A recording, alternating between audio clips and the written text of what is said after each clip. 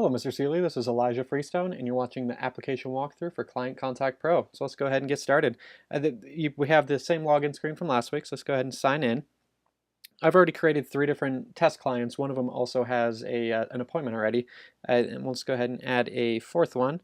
We'll just call this client so it puts it in the C's. If I can type here, there we go. And then we'll go ahead and just put in a phone number. So then we have a new client.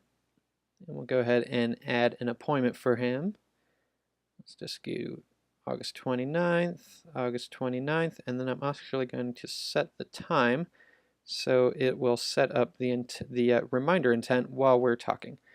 So let's go ahead and cruise on through over to the Appointments tab. And from here we can also edit the different appointments. We can edit them directly through. We can also cancel the single appointment. If you click the cancel appointments button from this screen only from the appointments detail screen, it does pop up an alert view and give you the option to just cancel that single appointment. And then you also have a checkbox so you can notify the client if you needed to. Now would create the intent that sends them a text message or a email. So let's go ahead and click notify client. And then we'll click yes. And then because the way Android handles emails, you do have to use a third-party client.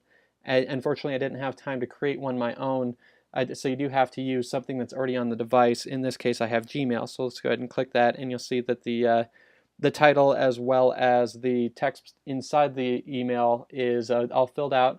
The title is statically filled, but the text on the inside of it is actually filled from the settings. From the preference menu. So we'll go ahead and go back to the application and show you that really quick.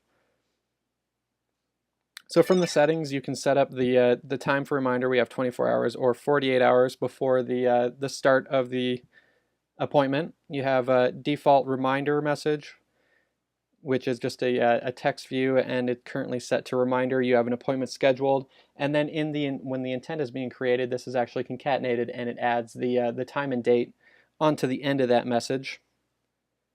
You have a checkbox to change the default to email, and there is logic built into the new appointments that you cannot set a client to email if they only have a phone number on the client file, or vice versa.